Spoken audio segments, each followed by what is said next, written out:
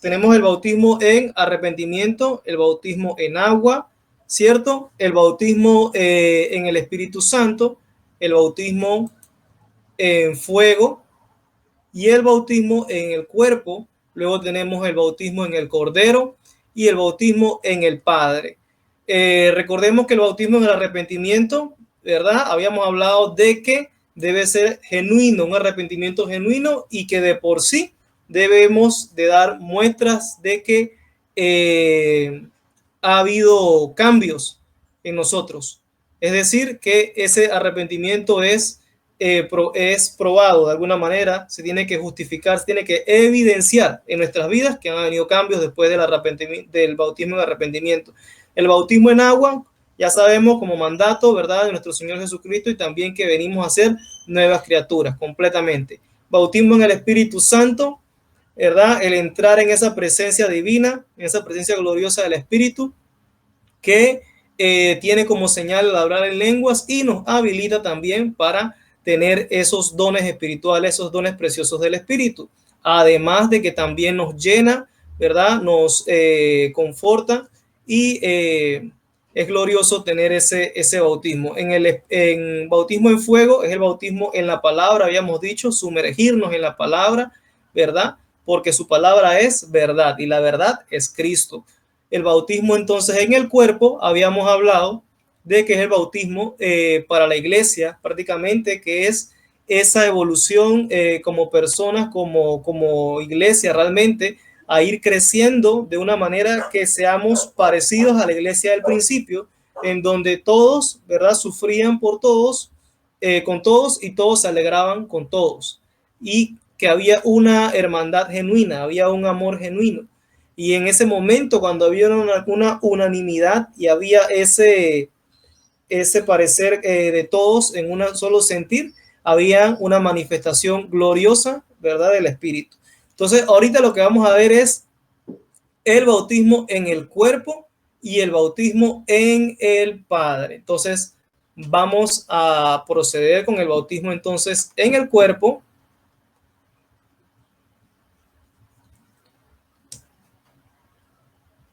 Permítanme un momento, ya les voy a presentar.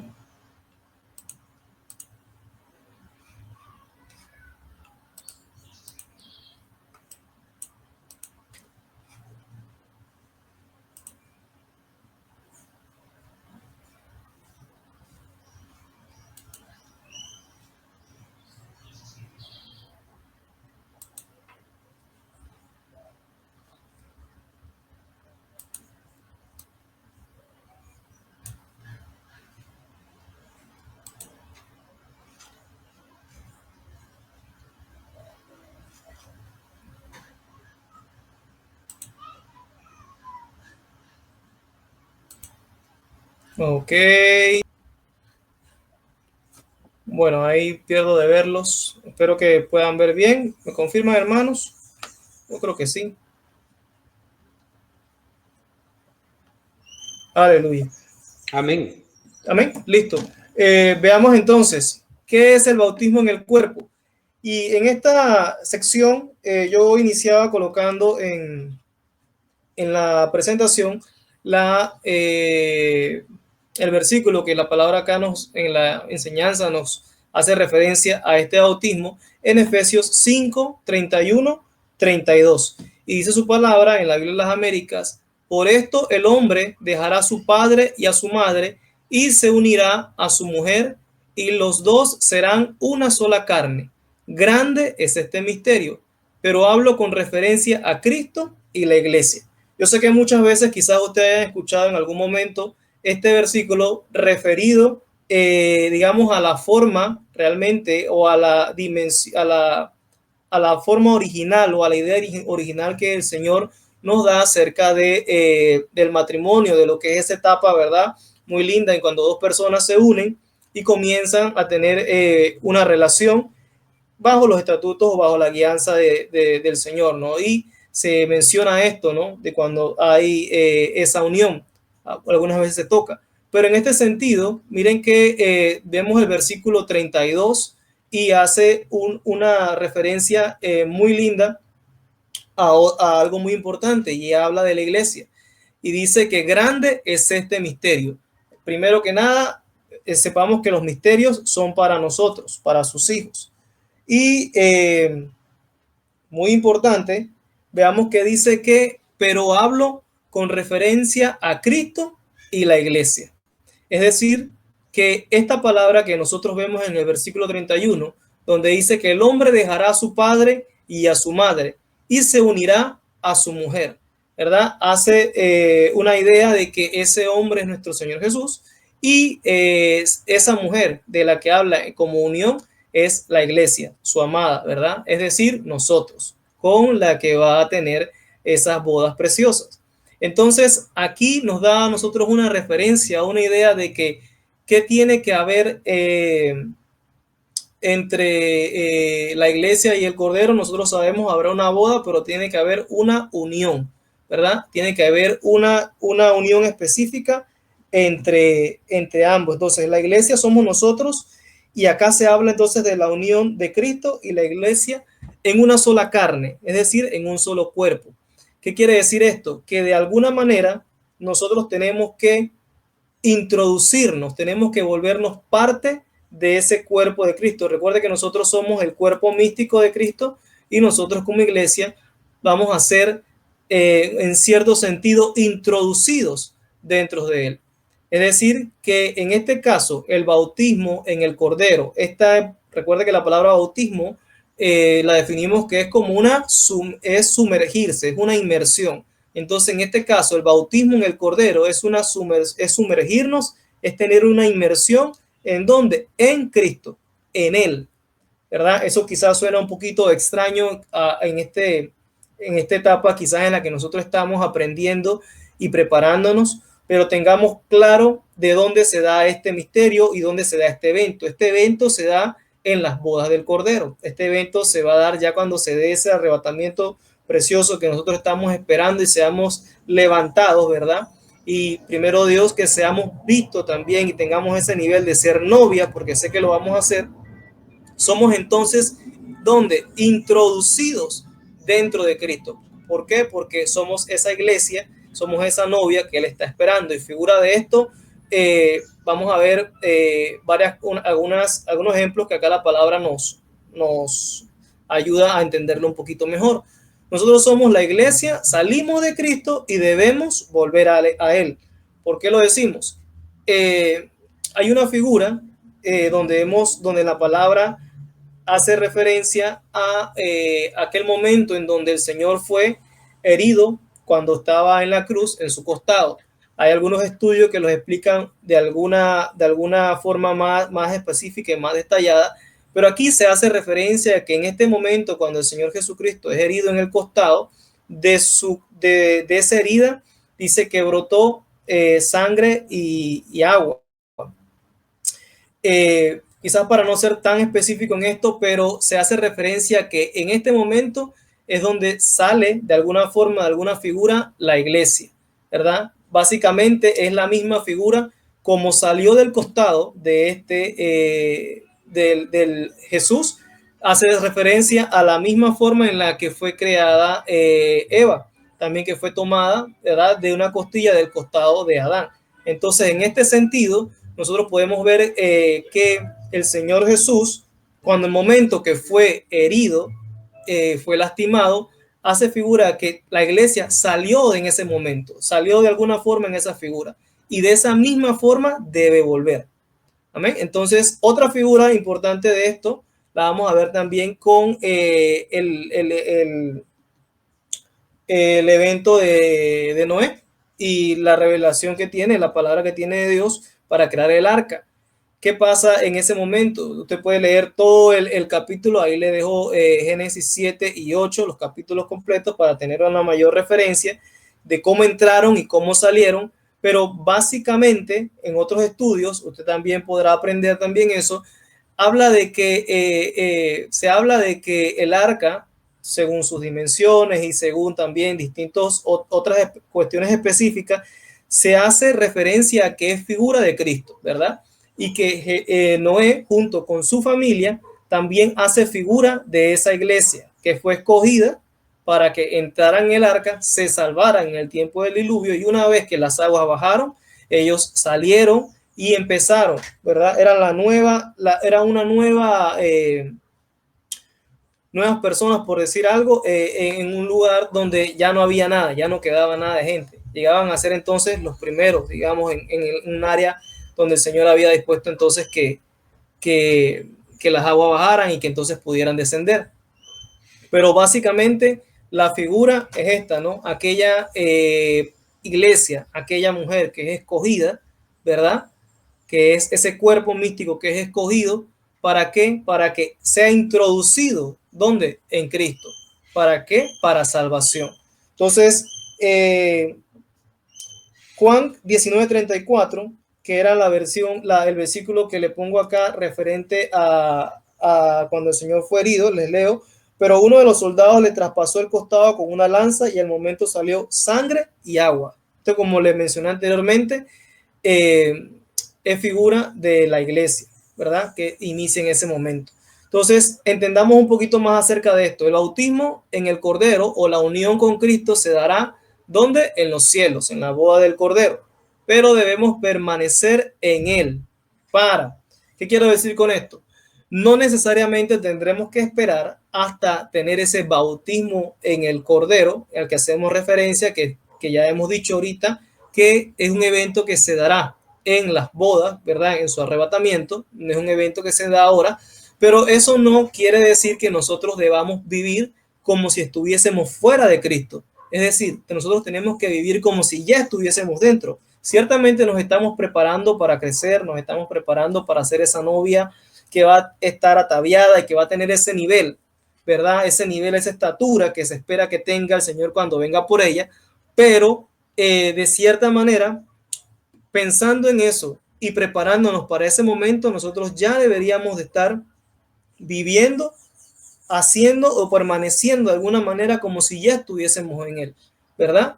Pero con qué la palabra también nos deja entender a nosotros que hay un sentido más, como qué, como para qué.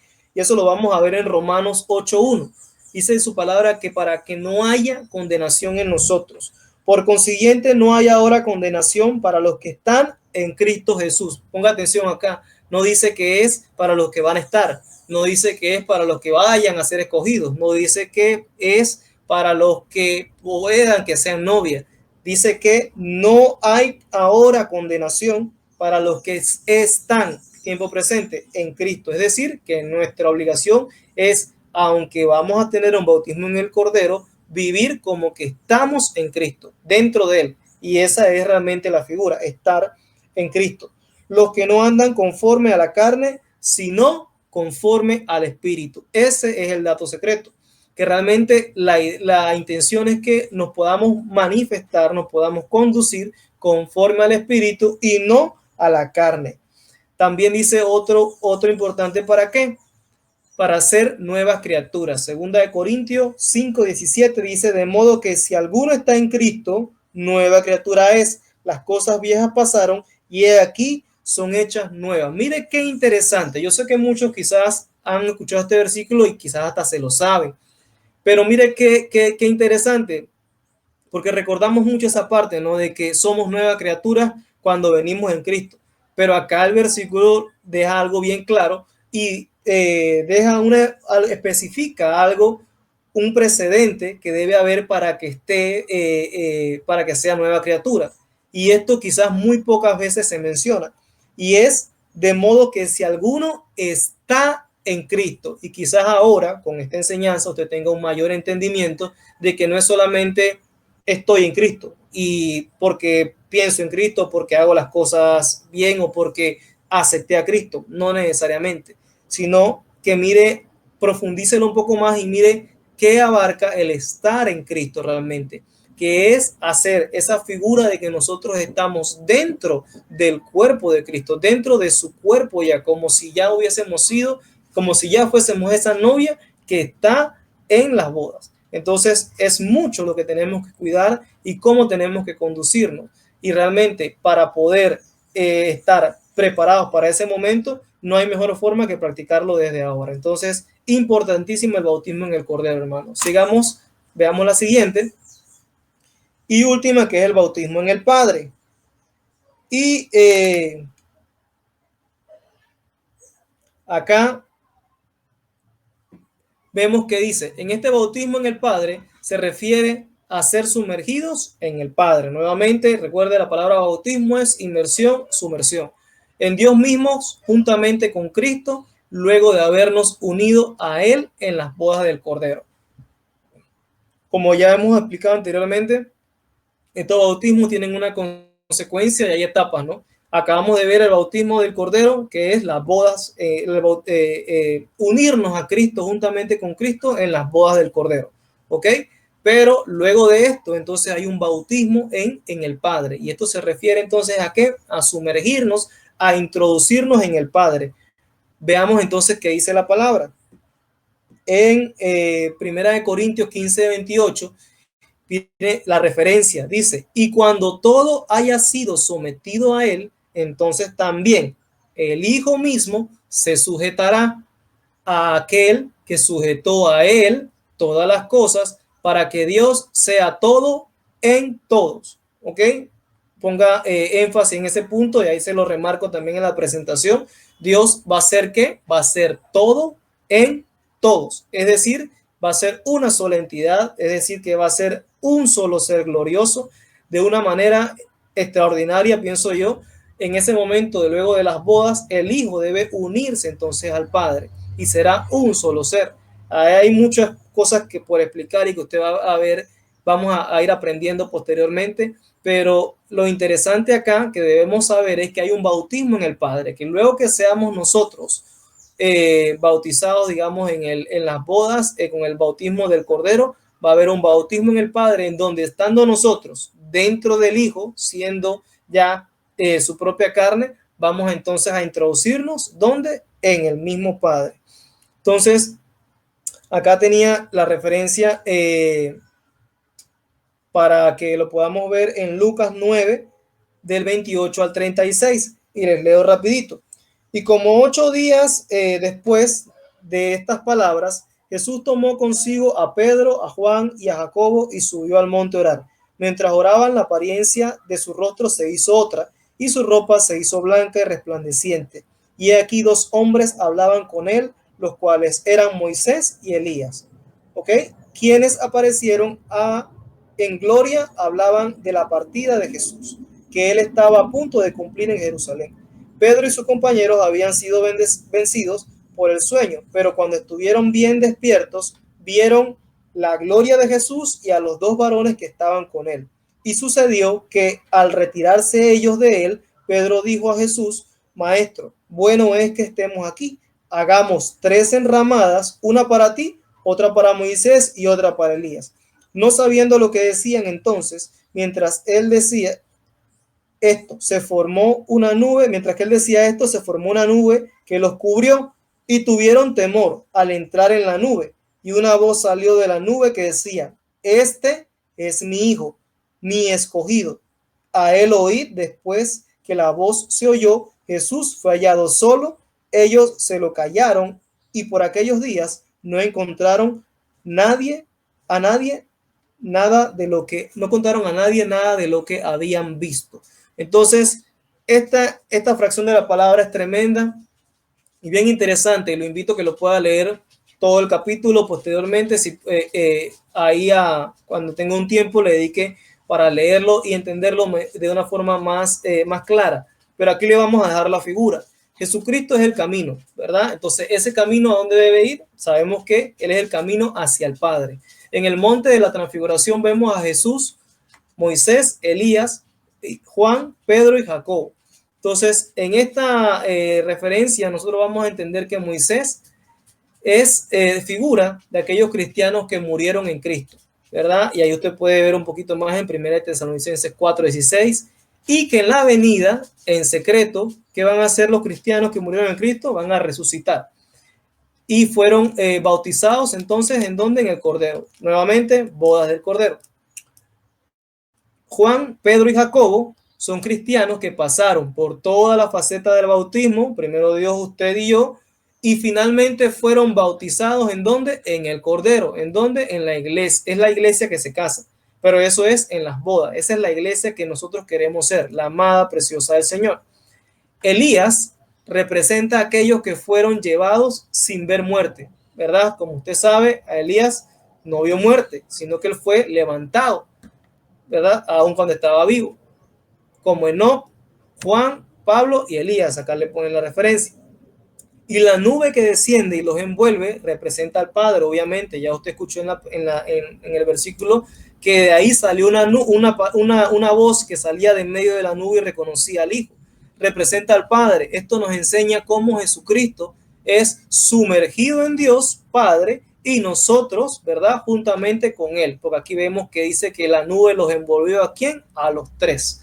Entonces, esta inmersión, el meterse en esa nube, esta figura es la que nos da a nosotros el pie para entender acá de qué se trata el bautismo del Padre. Entonces, entendamos que dado esto, nosotros tenemos que ser inmersos, tenemos que sumergirnos también en el Padre. ¿Cuándo se va a dar esto? Luego de las bodas del Cordero, es decir, luego del bautismo del Cordero. Y con eso, hermanos, terminamos.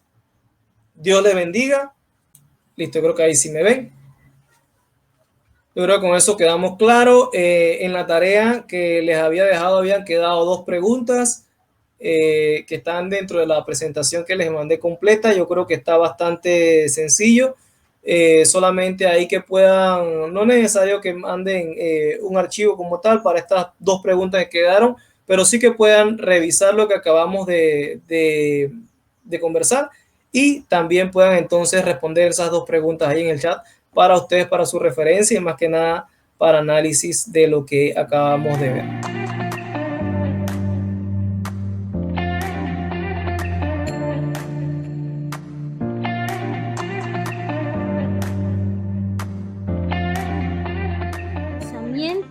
Sino tu palabra a través de mis labios para que pueda transmitirlo a tus siervas. En el nombre de Jesús te damos gloria y honra a ti. Amén y amén. Nuevamente que el Señor me las bendiga. Vanessa, Vicky, hermanita Carlota. Como les decía, el tema es los dones del Padre y voy a poner la presentación. Ok, ¿la ven? ¿Sí ven la presentación? Aleluya. Bueno, ustedes ven ahí, ¿sí me escuchan bien? Sí, todo bien. Aleluya. Ok, bueno, vamos a dar inicio. Como les decía, el tema es los dones del Padre. Y nos vamos a ir a 1 Corintios 12, del 4 al 6. Y mire lo que dice. Ahora bien, hay diversidad de dones, pero el Espíritu es el mismo. Y hay diversidad de ministerios, pero el Señor es el mismo. Y hay diversidad de operaciones, pero es el mismo Dios el que hace todas las cosas en todos. Mire qué especial, porque dice que hay diversidad de dones. Y vamos a estar viendo el otro sábado, van a estar viendo los dones del Hijo y usted sabe que están los dones del Espíritu Santo. Entonces, hay diversidad de dones, pero ¿quién es el mismo? El Espíritu. Y hay diversidad de ministerios, pero el Señor es el mismo. Quiere decir que todo proviene a través del Padre. Y hay diversidad de operaciones, pero es el mismo Dios el que hace todas las cosas en todos. ¿Qué es lo que vamos a ver ahora? Las operaciones del Padre, los dones del Padre.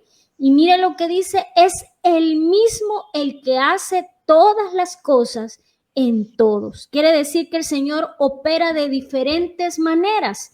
Y hoy vamos a ver señales, milagros, vamos a ver los prodigios, esas son las operaciones de cómo actúa nuestro Dios, de cómo actúa el Padre en nuestras vidas.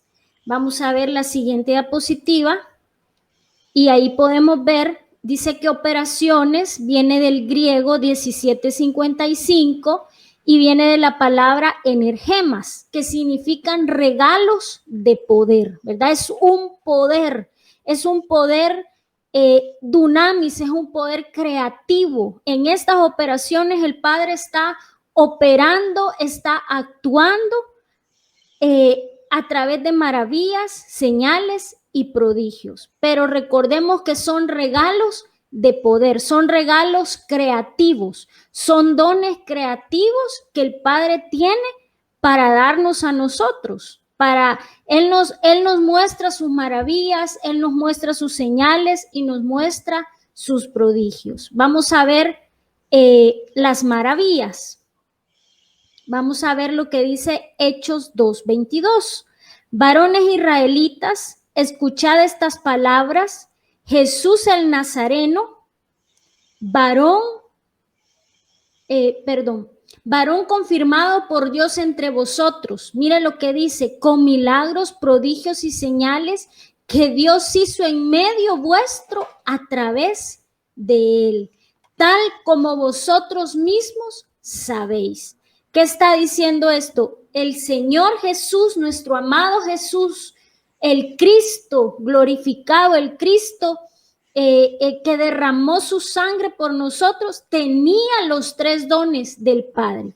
¿Cuáles son los 3 dones del Padre? Ya vimos que son señales, son milagros, señales y prodigios, ¿verdad? Jesús tenía los 3 dones del Padre. En Jesús también operaban estos tres dones. Y el Señor Jesús sabemos que la Biblia en sus evangelios podemos ver todos los milagros, todas las señales, los prodigios que nuestro amado Jesús hizo. Y por eso es que él dice, ¿verdad?, que todo lo que el Padre le dio a él nos lo entregó a nosotros. Quiere decir que esto sigue operando, estas 3 funciones, lo voy a decir así, siguen operando aún en la actualidad. No solamente los tiene el Padre y él se los ha escondido para él o son exclusivos de él, sino que él ha tenido ese gran poder para dárnoslo a nosotros como sus hijos, para que nosotros los podamos poner por obra, para que nosotros podamos caminar a través de ellos y no solamente nos lo dio a nosotros, ¿verdad?, sino principalmente a nuestro amado Jesús. Y es por eso como lo vemos aquí en Hechos 2:22. Veamos, como les decía, las maravillas o los milagros. Miren lo que dice Hechos 19:11. Y Dios hacía milagros extraordinarios por manos de Pablo.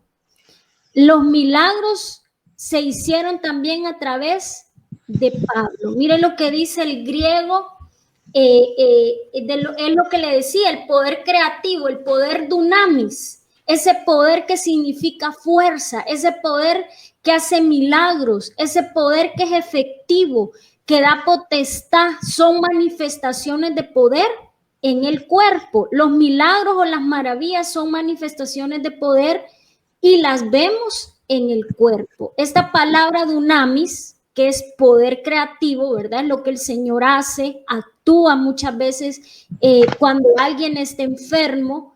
Viene ese poder glorioso, ese poder de fuerza, ese poder eficaz sobre la vida de sus hijos.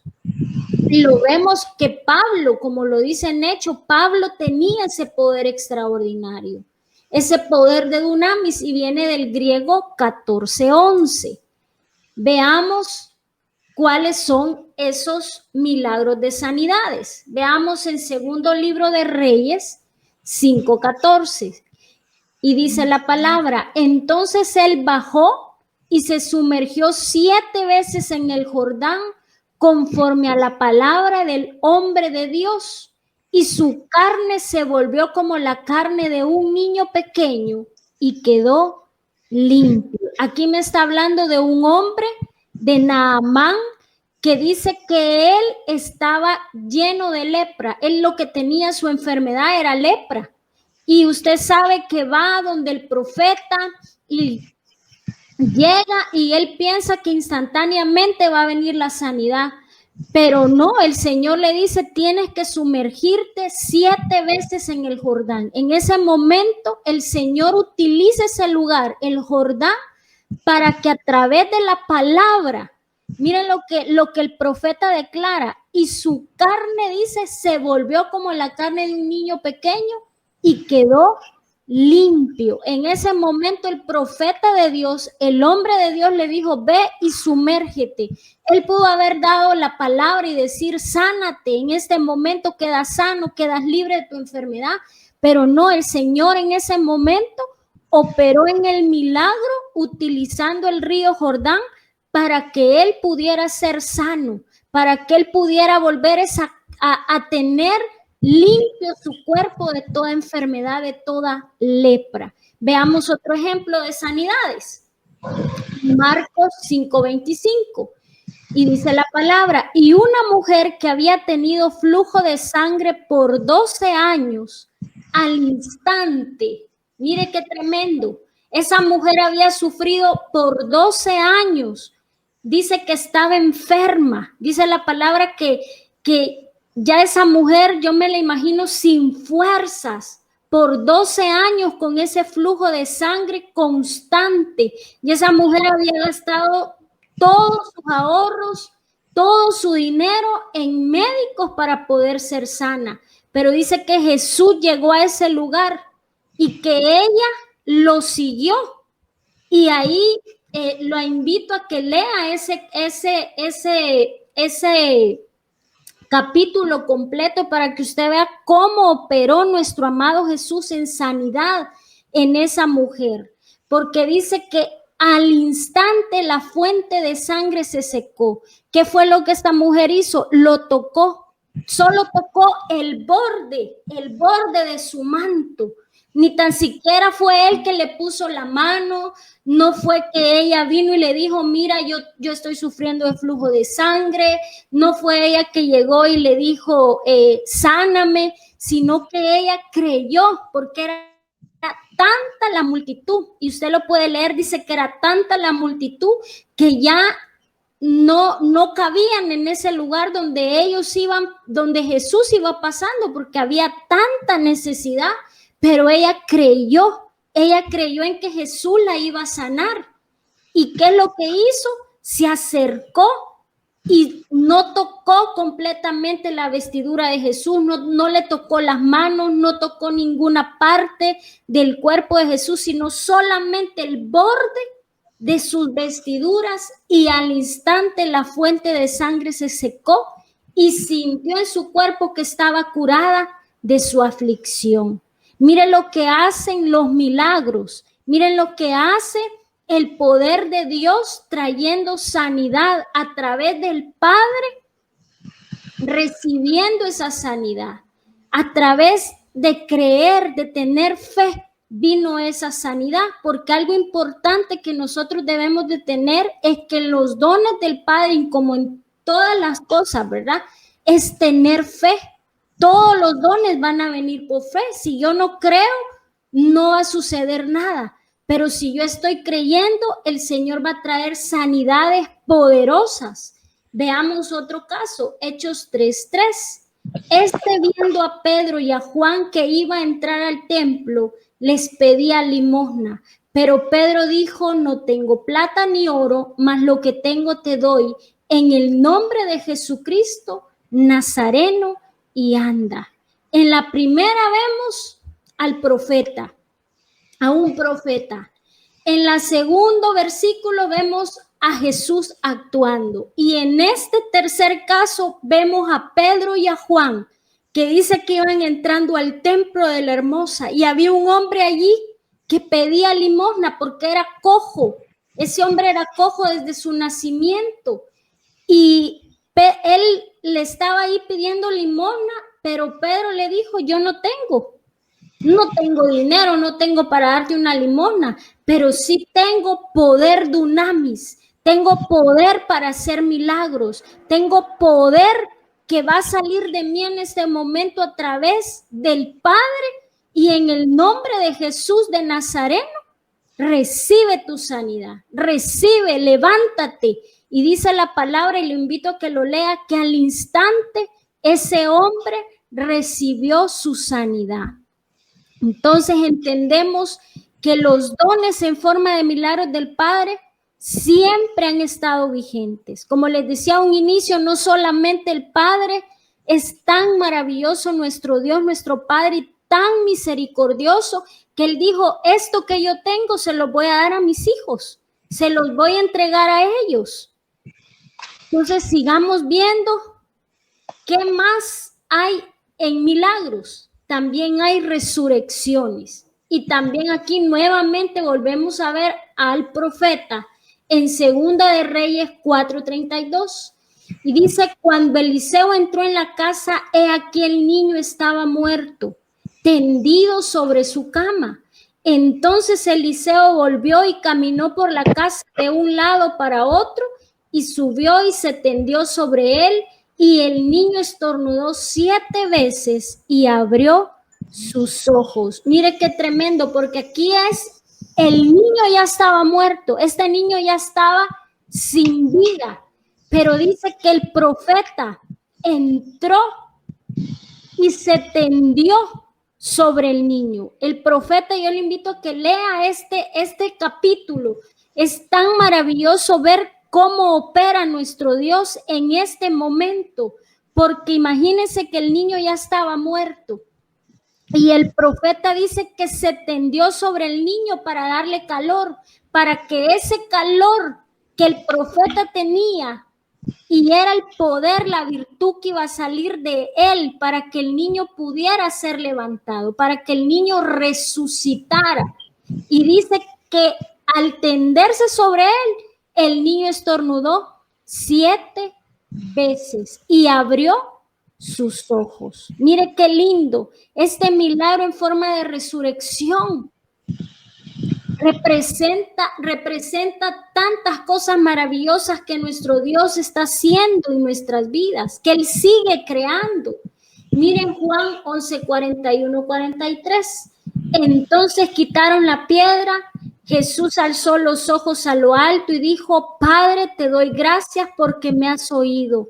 Yo sabía que siempre me oyes, pero lo dijo por causa de la multitud que me rodea, para que crean que tú me has enviado. Y habiendo dicho esto, gritó con fuerte voz, Lázaro, ven fuera. Aquí vemos nuevamente a Jesús operando en milagro de resurrección.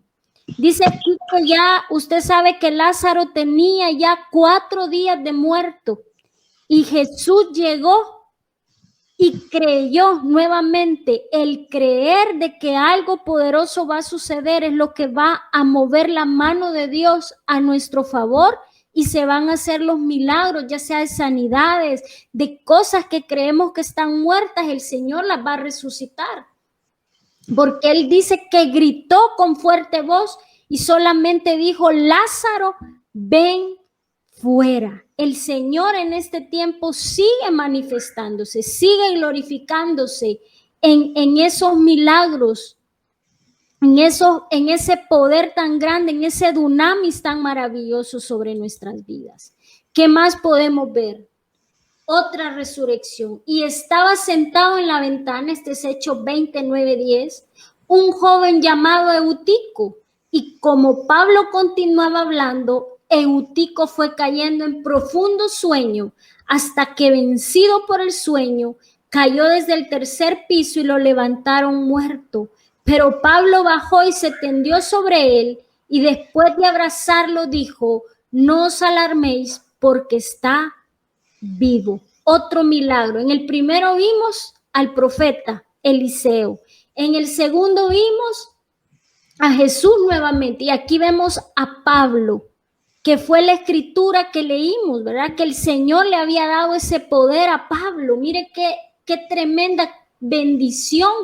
Y nuevamente ese mismo poder nos lo ha dado a nosotros. Dice que este joven cayó y porque lo venció el sueño desde un 3er piso. Pero el Señor con su milagro poderoso, ese dunámite poder que le dio a Pablo, Pablo solo lo abrazó. Se tendió sobre él y lo abrazó. y solamente dijo, no se alarmen, ¿verdad? Porque este muchacho, este joven está vivo. Entonces, qué maravilloso es nuestro Dios, porque miren lo que dice Jesús. En verdad os digo que el que cree en mí, las obras que yo hago, él las hará también. Y aún mayores que estas harán, porque yo voy al Padre. Usted sabe que la gloria que el Señor, que el Padre le dio a Jesús, también nos la dio a nosotros. ¿Para qué? Nuevamente, para poder hacer estos milagros de poder, estos milagros dunamis, estos milagros de sanidades o resurrección. Veamos qué más. Veamos otra operación del Padre. Vamos a ver las señales. Miren, las señales viene del griego G4592 y se dice semeión, que significa signo, indicación para mostrar autoridad divina, marca, son manifestaciones de poder en cosas físicas. Aquí sí ya son en cosas directamente físicas y nos indican el caminar a seguir. Mire, existen 3 etapas en el caminar del cristiano donde habrán señales. En nuestras vidas tienen que haber señales. Tienen que haber esas señales de poder que muestran autoridad, la autoridad que el Señor nos ha dado, que nos indican el caminar. Estas señales nos tienen que mostrar el caminar, el camino a seguir. ¿Y cuál es ese camino a seguir? Hacia el Padre. Mire cuáles son 3. Egipto para protección y para mostrarnos la salida. El desierto de prueba y de perfeccionamiento, y Canaán de madurez, de abundancia y para la batalla. Vamos a ver estas 3. Vamos a ver Deuteronomio lo que dice antes de ver lo que es Egipto, porque recordemos que si son señales acá en la tierra que se tienen que manifestar en nuestras vidas, porque es Egipto, ¿verdad? Como ya lo vimos, Egipto es el mundo. Usted sabe que Egipto es el mundo. El desierto son las pruebas que vienen a nuestras vidas, y Canaán, que es la tierra de abundancia, la que el Señor nos quiere llevar o nos está llevando, pero tenemos que alcanzarlo completamente. Pero antes veamos lo que dice Deuteronomio 13:1-3. Mire lo que dice: si se levanta en medio de ti un profeta o soñador de sueños y te anuncia una señal o un prodigio, y la señal o el prodigio se cumple al cerca del cual él te había hablado diciendo: vamos en pos de otros dioses, a los cuales no has conocido, y sirvámosles. Detengámonos aquí un momento. Mire lo que dice: si un profeta o un soñador de sueños te muestra una señal o un prodigio, usted sabe que en estos tiempos van a haber muchas manifestaciones, porque van a haber muchos falsos. ¿Qué dice la palabra? Muchos falsos profetas, engañadores.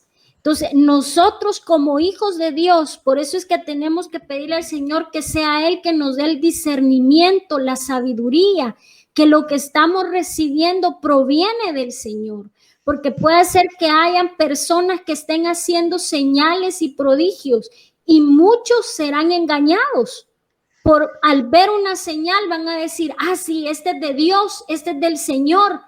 Pero mire lo que dice: pero si te dice y te habla diciéndote: ve en pos de otros dioses a los cuales no has conocido, y te dice: sirvámosles, no le darás oído a esas palabras. Posiblemente van a venir personas haciendo señales, prodigios nuevamente, y nosotros podemos decir: esta persona es de Dios. Pero nosotros en el Espíritu tenemos que pesar que esa palabra sí realmente provenga de Dios, y que no sea una persona que solamente quiere sacarnos del camino, que sí haga señales, que sí haga prodigios, pero que a la hora de decir algo sea fuera de lo que está escrito en la palabra. Entonces, no nos podemos dejar guiar solo porque alguien hace una señal o hace un prodigio, sino que tiene que haber verdaderamente una convicción en nuestro corazón que eso viene del Señor. Y principalmente que esa persona no nos quiere sacar del camino que en este momento estamos tratando de seguir y avanzar, y que es el camino que nos lleva hacia el Padre nuevamente para ser arrebatados. Porque miren, no darás oído a la palabra de ese profeta o de soñador de sueños, porque el Señor tu Dios te está probando para ver si amas al Señor. Muchas veces van a venir situaciones que el Señor las va a utilizar para probar nuestro corazón, para ver cómo está nuestro corazón. Si amamos al Señor con todas las fuerzas de nuestra mente y de nuestra alma, como lo dice la Escritura.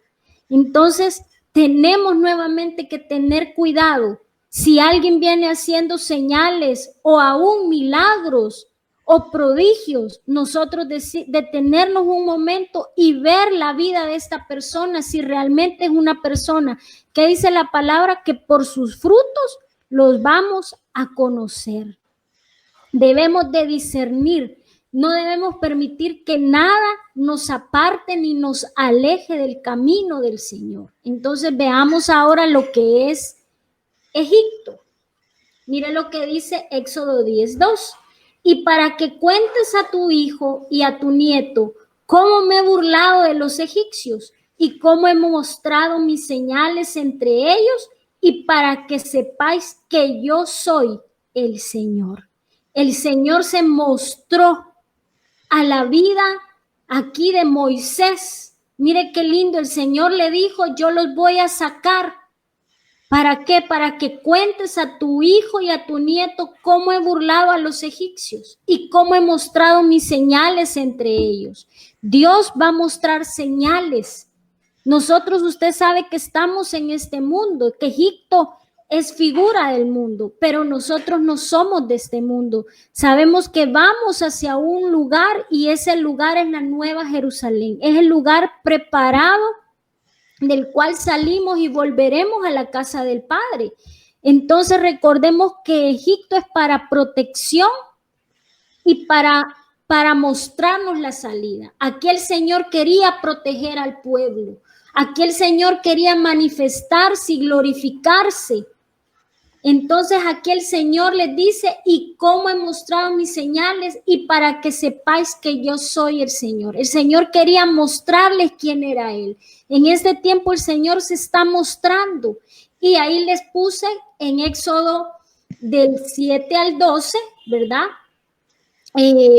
Podemos ver las 12 plagas. Usted puede leer, las 10 plagas, perdón. Usted puede leer Éxodo del 7 al 12 y cómo Moisés iba donde Faraón a decirle, deja salir al pueblo. Y usted sabe que Faraón no quería que el pueblo saliera de Egipto. Faraón quería tener amarrado, pero el Señor por eso envió las plagas para mostrarle a Faraón su poder, para mostrarle y decirle, soy yo el Dios poderoso, soy yo el que estoy protegiendo a mis hijos. Aquí voy a darle yo la salida. Y usted sabe que al final Faraón cede y salen completamente de Egipto. Entonces el Señor quiere que nosotros salgamos de Egipto. El Señor nos quiere proteger de Egipto. Nos quiere cubrir de esa mano malvada, de esa mano que nos quiere oprimir. ¿Para qué? Para que podamos gozarnos con Él, para que podamos subir con Él en ese arrebatamiento. Es por eso que necesitamos pedir al Señor, Señor, danos la salida, la sabiduría, aún en medio de las pruebas que podamos estar atravesando. Veamos el desierto. Mire lo que había en el desierto. El desierto había maná. Éxodo 16:31. Y la casa de Israel le puso el nombre de maná, y era como la semilla del cilantro blanco, y su sabor era como de hojuelas con miel. Usted sabe, en el desierto había maná. En el desierto hay prueba, pero también hay protección de parte del Señor. Entonces el Señor nos da de ese alimento. ¿Y quién es el maná? Jesucristo. Él es el maná escondido. Entonces, comamos la comida que el Señor ha preparado, que es su palabra, ¿verdad? Cuando tomamos Santa Cena, nos estamos comiendo el cuerpo de Cristo y ese cuerpo nos transforma. Cuando comemos esa Santa Cena, el Señor nos transforma y nos cambia nuestro ADN, y es lo que en este tiempo nosotros necesitamos. Veamos qué más sucede en el desierto, la vara de Aarón. Y dice, y aconteció que al día siguiente Moisés entró en la tienda del testimonio, y aquí la vara de Aarón de la casa de Leví había retoñado y echado botones, y había producido flores y almendras maduras. El Señor va a hacer reverdecer aún aquellas cosas que creemos que ya están secas. El Señor va a hacer reverdecer y va a dar fruto en nuestras vidas. En medio del desierto, en medio de la prueba, Él ahí nos va a mostrar su poder y nos va a dar esa perfección, porque el desierto, si en sí es prueba, pero el desierto nos perfecciona, nos está perfeccionando. ¿Para qué? Para ese encuentro. Veamos qué más. Nube y columna de fuego. El Señor iba delante de ellos de día en una columna de nube para guiarlos por el camino, y de noche en una columna de fuego para alumbrarlos, a fin de que anduvieran de día y de noche. El Señor va a mostrar las señales en el desierto. El Señor va a enviar señales. Mire, una de esas señales es que los cubría esa columna de fuego. ¿Para qué de noche? Para que no llegara ningún animal a devorárselos. Y así el Señor está alumbrando nuestras vidas. Está enviando sus señales de poder para que nada nos suceda aún en medio de la prueba, en medio de la circunstancia, en medio de lo más difícil, de lo más oscuro. Él envía esa columna de fuego para que nada en la noche nos pueda suceder. Y esa columna de nube por el día para guiarnos. Nuevamente el Señor lo que está haciendo es guiándonos, mostrándonos su poder. ¿Qué más? La apertura del mar en Éxodo 14, 15, 16. Entonces dijo el Señor a Moisés, ¿por qué clamas a mí? Di a los hijos de Israel que se pongan en marcha, y tú levanta tu vara y extiende tu mano sobre el mar y divídelo.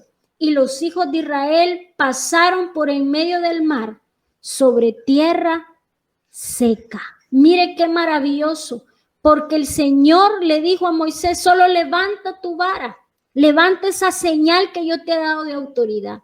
Dios nos ha dado señales de autoridad, y una de ellas es que ha puesto vara en nuestra mano para poderla levantar y poder decir, Señor, yo abro el mar para que pueda pasar en esta hora como en seco, para que todas aquellas cosas que puedan estar sucediendo en el nombre de Jesús no me desvíen, no me saquen del camino, sino que quiero llegar a ese perfeccionamiento que tú, Señor, estás haciendo en mi vida a través del desierto. Y mire qué maravilloso, porque el Señor abrió el mar y dice que ellos caminaron sobre tierra seca. Entonces, las señales en el desierto nos sirven de guía para que podamos ver el poder de Dios, para que podamos saber hacia dónde nos vamos a dirigir, qué vamos a comer, su palabra, cómo nos vamos a mover, cuándo nos vamos a mover. Es importante reconocer las señales, y eso solamente el Señor, a través de su poder, de ese poder tan grande que Él tiene en nuestras vidas, lo vamos a poder hacer. Si Él no está, va a ser imposible. Por eso tenemos que movernos en estas operaciones del Padre, caminar con esa esencia que el Padre tiene para nosotros. Veamos qué más. Canaán. Veíamos Egipto, ¿verdad? El desierto y Canaán. Estas en las señales que son en la tierra, son en la vida del cristiano. Cruzar el Jordán. Y sucederá que cuando las plantas de los pies de los sacerdotes que llevan el arca del Señor, el Señor de toda la tierra, se asienten en las aguas del Jordán, las aguas del Jordán quedarán cortadas y las aguas que fluyen de arriba se detendrán en un montón. Y aconteció que cuando el pueblo salió de sus tiendas para pasar el Jordán con los sacerdotes, llevando el arca del pacto delante del pueblo, y cuando lo llevaban el arca entraron en el Jordán, y los pies de los sacerdotes que llevaban el arca se mojaron en la orilla del agua, porque el Jordán se desbordaba por todas sus riberas todos los días de la cosecha. Mire qué maravilloso, pasar el Jordán, cruzar Canaán. Aquí estamos hablando de madurez, de abundancia y de prepararnos para la batalla. Nuevamente aquí vemos el Jordán, ¿verdad? Humillación. El Jordán representa la humillación para llegar a lo que el Señor nos ha prometido. Nosotros como sus hijos tenemos que humillarnos, tenemos que pedirle al Señor que nos ayude a poder llegar a ese nivel de humillación que Él quiere. Y humillarnos es rendir nuestra vida a Él, es poder rendir nuestro corazón. Y usted sabe que aquí ellos pasaron, dice, el Jordán, las aguas que fluían de arriba y se detenían. ¿Eso para qué? Representa el bautismo. Tenemos que pedirle al Señor bautizarnos. Ya estuvimos viendo los 7 bautismos, ¿verdad? Es tan importante el bautismo porque el bautismo nos va a llevar a una madurez, porque ya lo vieron, dejamos el viejo hombre, ¿verdad? Para ser una nueva criatura en Cristo Jesús, para llevarnos a esa tierra de abundancia que es donde el Señor quiere llevarnos. ¿Qué más? Me voy a adelantar. Quiero ver. No la pasé. Esa. Me voy a adelantar y usted puede seguir leyendo, ¿verdad? Lo que es Canaán, el 16, 17, y me voy a pasar a la siguiente para que podamos avanzar. Veamos qué fue lo que pasó también en Canaán. En Canaán cesó el maná. Y el maná cesó el día después que habían comido del producto de la tierra, y los hijos de Israel no tuvieron más maná, sino que comieron del producto de la tierra de Canaán durante aquel año. Al ver cómo cesó el maná, podemos decir, el Señor cambia la dieta en Canaán. El Señor cambia esa dieta. Ya no hubo más maná, sino que ya ellos tuvieron que trabajar, ya ellos tuvieron que cultivar la tierra y comer del fruto que estaba en Canaán. Ya ellos tuvieron, miren lo que dice, comieron del producto de la tierra durante aquel año. El Señor cambió la dieta. En Canaán, ¿verdad? Se pasa el Jordán, que es el bautismo en agua, el bautismo en el Espíritu Santo. Necesitamos ser bautizados. Necesitamos alcanzar esa madurez en los dones para que haya abundancia y para que podamos librar batallas. Mire lo que dice Jericó. Entonces el pueblo gritó y los sacerdotes tocaron las trompetas, y sucedió que cuando el pueblo oyó el sonido de la trompeta, el pueblo gritó a gran voz y la muralla se vino abajo y el pueblo subió a la ciudad y cada hombre derecho hacia adelante y tomaron la ciudad. El Señor nos va a dar la conquista. El Señor nos va a dar esa conquista de nuestra alma. Las señales son para conquistar la tierra. ¿Y cuál es esa tierra? Nuestra vida. Esa vida que necesitamos que sea transformada para poder ser arrebatados. Mire qué especial. Ahora veamos los prodigios. Los prodigios son los que se dan en el cielo. Usted ya sabe, ya vimos, los milagros son aquellos que se dan, ¿verdad? En el cuerpo para sanidades, para resurrección, para poder, aún para hacer milagros hacia otras personas. Ya vimos, las señales son para nuestra vida espiritual, para cambiar, para ser transformados. Ahí el Padre actúa en nuestra vida para conquistar nuestra alma. Pero ahora vamos a ver los prodigios que son en el cielo y vienen del griego G 50-59 y significa teras, que significa anunciar un suceso, algo extraño y asombroso. Son dones del Padre para evidenciar su poder, son hechos en el cielo. Los prodigios suceden en el cielo. Mira lo que dice en primer libro de Reyes 17:1.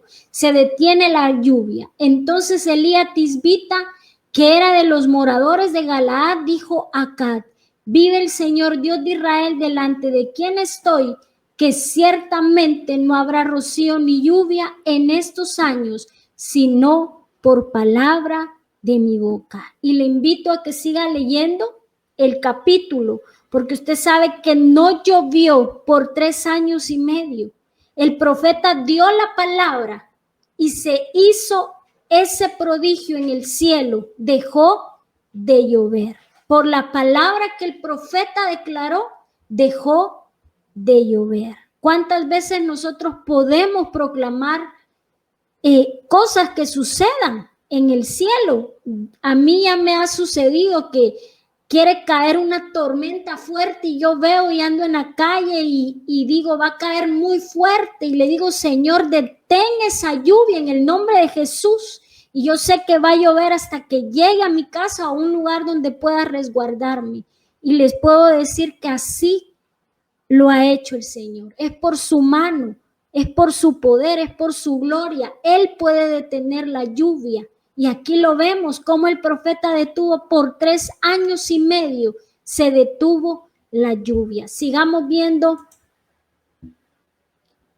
qué más. Se pueden detener tormentas, mire, y se llenaron de gran temor y se decían unos a otros, ¿quién pues es este que aún el viento y el mar le obedecen? Este es Jesús.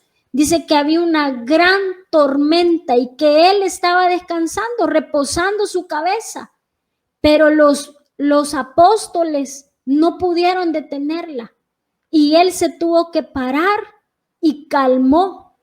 En ese momento se detuvo la tormenta. Él dio la palabra y la tormenta se detuvo. Y mire lo que decían, ¿quién pues es este que aún el viento y el mar le obedecen? ¿Qué más se puede detener? Se detuvo el sol y la luna en Josué 10:12.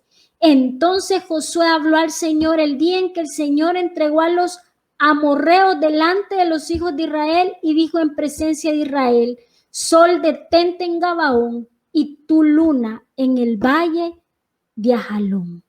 Mire, aquí también podemos ver cómo el Señor detuvo el sol y la luna. Y ese fue Josué, que le dijo al Señor, Señor, detén, ¿verdad? Detén el sol y la luna, porque el Señor les iba a entregar a los amorreos en las manos de ellos.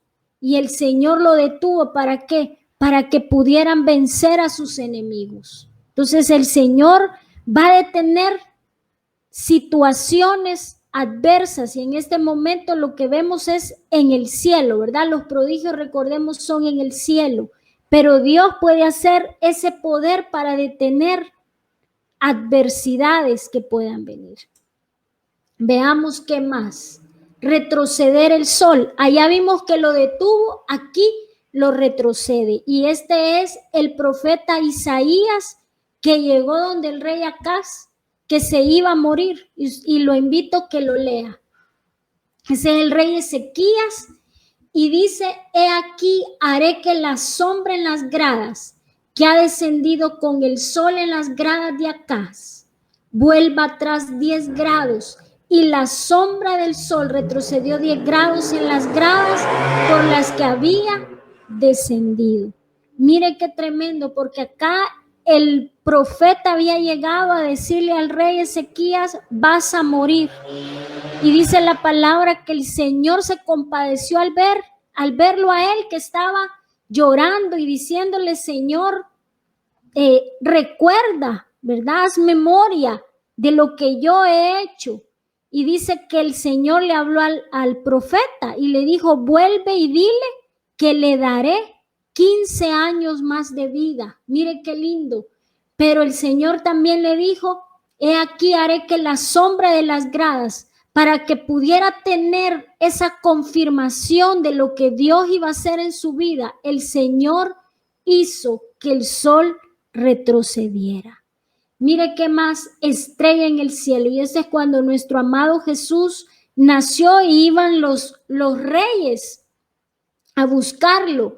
Y mire, ¿dónde está el rey de los judíos que ha nacido? Porque vimos su estrella en el oriente y hemos venido a adorarle. Estos hombres vieron la estrella en el cielo, ¿verdad? Y estos no son los 3 reyes magos, sino que dice que era una multitud, ¿verdad? Vemos que dicen los 3 reyes magos, pero olvidémonos de esos 3 reyes magos. Esta era una multitud de hombres que iban en camellos, que llevaban presentes al Señor Jesús, llevaban regalos para el Señor Jesús. Y ellos vieron la señal en el cielo. Ellos pudieron ver que la estrella les estaba indicando que ya el rey había nacido. Y ellos, al ver la estrella, dijeron: ya nació. Y lo que querían era adorarlo. ¿Qué más podemos ver? Y ya estamos casi finalizando. Hechos 2, 19, 20. Y mostraré, mire qué lindo, prodigios arriba en el cielo y señales abajo en la tierra. Nuevamente, los prodigios y las señales abajo en la tierra. Mire qué tremendo. El Señor nos va a mostrar. Usted ya sabe que ya hubieron lunas de sangre, fuego y columna de humo cuando iban en el desierto. El sol se convertirá en tinieblas y la luna en sangre antes que venga el día grande y glorioso del Señor. El Señor va a seguir, ha mostrado y seguirá mostrando su poder a través de los prodigios, a través de las señales. Nuevamente, recuerde que los prodigios son en los cielos, ¿verdad? Son manifestaciones de poder que nos dejan maravillados, porque hemos visto esas lunas de sangre y cómo hemos quedado maravillados de ese poder tan grande que el Señor tiene, de ese poder tan maravilloso que Él tiene. Entonces recordemos que esas señales, también los prodigios, son a través de sus siervos. Nuevamente, Dios no se esconde nada. Dios es tan grande y tan maravilloso que Él nos ha dado ese poder para poder hacer milagros, para poder hacer señales y para poder ver prodigios y para poder proclamar nuevamente: Señor, detén esa lluvia, ¿verdad? Detén, Señor, lo que pueda haber, lo que puede estar sucediendo en los cielos. Dios nos ha dado ese poder y esa autoridad para poderlo detener, para poder profetizar en estos últimos días, en estos últimos tiempos, de que cosas maravillosas, recordemos esa palabra que leímos en Juan 14, cosas mayores haremos nosotros. Entonces, solo quiero dejarlos con esto y vamos a ver la tarea. Segunda de Tesalonicenses 2:1-9. Pero con respecto a la venida de nuestro Señor Jesucristo y a nuestra reunión con Él, os rogamos, hermanos, que no seáis sacudidos fácilmente vuestro modo de pensar, ni os alarméis ni por espíritu, ni por palabra, ni por carta, como si fuera de nosotros, en el sentido del que el día del Señor ha llegado. Que nadie os engañe en ninguna manera, porque no vendrá sin que primero venga la apostasía y sea revelado el hombre de pecado, el hijo de perdición. Nuevamente, no nos podemos dejar engañar. No podemos dejar que si alguien hace señales, maravillas o aún prodigios, recordemos que esas son las cosas que va a hacer también el anticristo para engañar a los escogidos, para engañar a sus hijos. Aún dice la palabra, para engañar a aquellos que posiblemente ya están firmes. Y por eso dice la palabra, el que esté firme, procure no caer. Que nosotros estemos alertas de que esos falsos profetas o falsos hombres engañadores, hombres o mujeres, que puedan venir mostrando poder, nosotros ser sabios a través del Espíritu Santo y que nosotros podamos discernir lo que proviene del Señor. Por eso necesitamos que nuestros sentidos estén bien ejercitados, que nuestros sentidos podamos tener a través del Espíritu Santo nuevamente discernimiento para poder ver el poder de Dios y no dejarnos guiar por ninguna enseñanza mentirosa o por ninguna falsa ministración, sino que venga a través del Padre, del Hijo y del Espíritu Santo sobre nuestras vidas. Y aquí usted puede seguir leyendo, ¿verdad? Esta es la otra parte de Segunda de Tesalonicenses. Y solo se los leo rapidito. No os acordáis de que cuando yo estaba todavía con vosotros os decía esto. Y vosotros sabéis lo que lo detiene por ahora para ser revelado a su debido tiempo. Porque el misterio de la iniquidad ya está en acción. Solo que aquel que por ahora lo detiene, lo hará hasta que él mismo sea quitado de en medio. Y entonces será revelado ese inicuo a quien el Señor matará con el espíritu de su boca y destruirá con el resplandor de su venida. Inicuo cuya venida es conforme a la actividad de Satanás y con todo poder y señales, prodigios mentirosos. ¿Verdad? Esta es una advertencia de los últimos días, así es que tenemos que estar atentos. No sé si hay preguntas, ahí está la tarea. La pregunta 1 dice, de 3 ejemplos de maravillas con citas bíblicas. La 2 dice, de su opinión si el Padre sigue haciendo maravillas, señales y prodigios. ¿Qué significan las etapas Egipto, desierto y Canaán? ¿Y cuál es la diferencia entre un prodigio y una señal? Así es que esta es toda la presentación. No sé si hay preguntas o está todo claro o conforme vean el video, pues podrán despejar dudas.